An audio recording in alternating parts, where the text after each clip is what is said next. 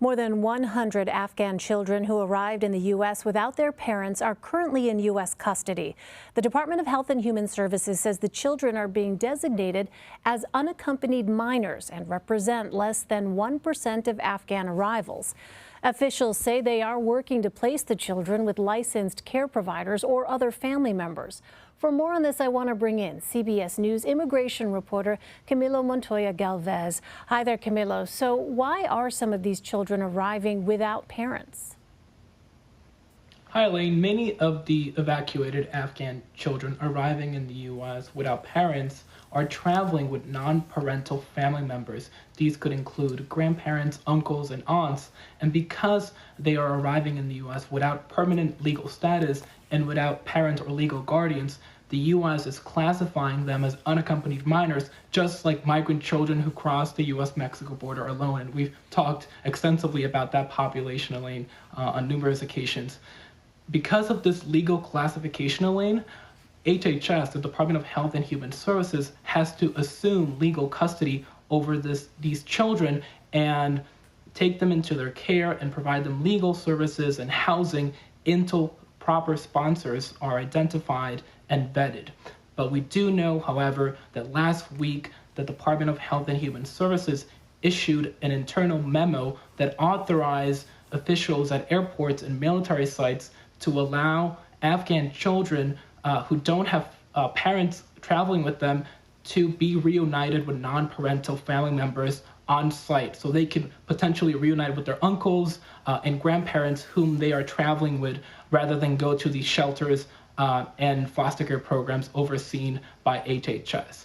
However, we also know that some of these Afghan children are coming truly alone and have no sponsors here in the U.S. Because, as you can imagine, some of them may have been separated during the frantic evacuations, and some may have lost their family members, potentially their parents, in Afghanistan due to the violence there. Yeah, and Camilo, so you report that majority of these children are being reunited with other relatives who were also evacuated and relocated to the U.S. But then what happens to those children you just mentioned who don't have any such relatives? Where do they go?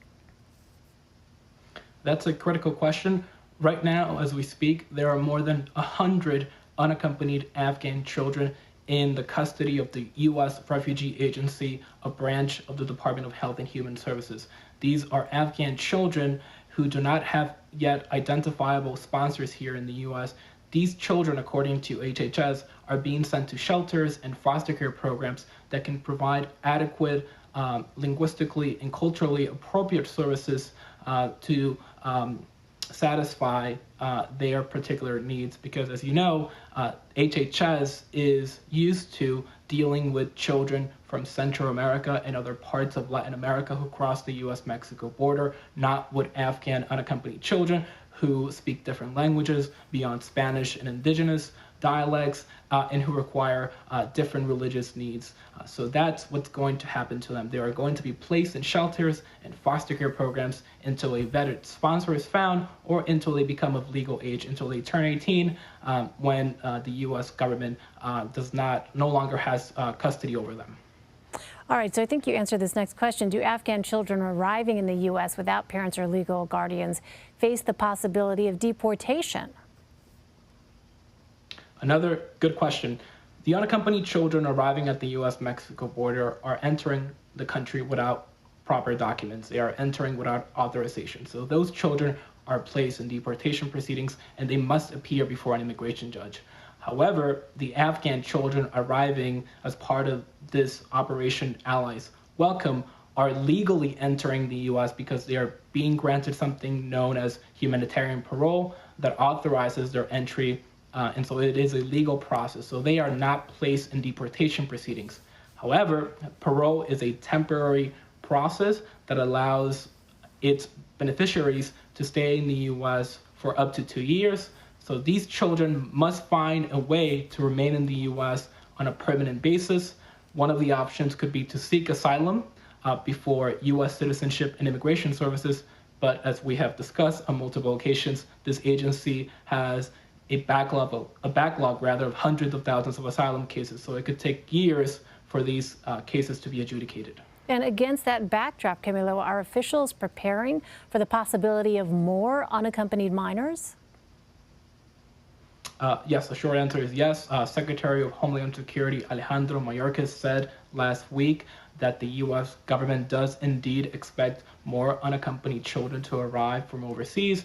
And it is important to note, Elaine, that there are still thousands of Afghan evacuees at U.S. and NATO bases in the Middle East, in Europe, in countries like Spain, Bahrain, Italy, Germany, Kuwait, that are awaiting U.S. processing and security vetting. And among those evacuees are dozens of unaccompanied children. Our colleague Christina Ruffini has reported that there are about 24 unaccompanied children at one base in Germany.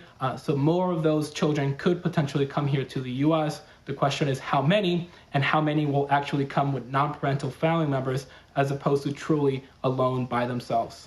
All right, quickly, Camilo, can you talk to us about the broader resettlement efforts in the U.S.? How many Afghans have arrived and where are they being housed?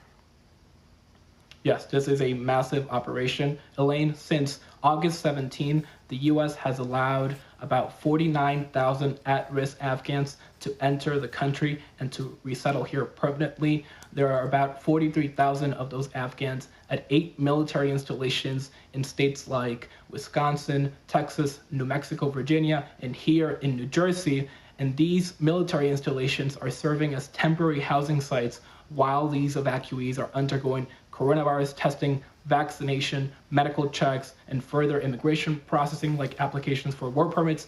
After that processing is completed, Elaine, they are connected with nonprofit resettlement agencies, which are supposed to help them find jobs and affordable housing so they can integrate into American society. So it is a long process, and there are a lot of people, but the Biden administration has said that it has the tools it needs to carry this out, but it has asked Congress to help pass a law that would legalize the evacuees who don't have pending special immigrant visa applications and who would otherwise need to seek asylum to remain here in the U.S. on a permanent basis.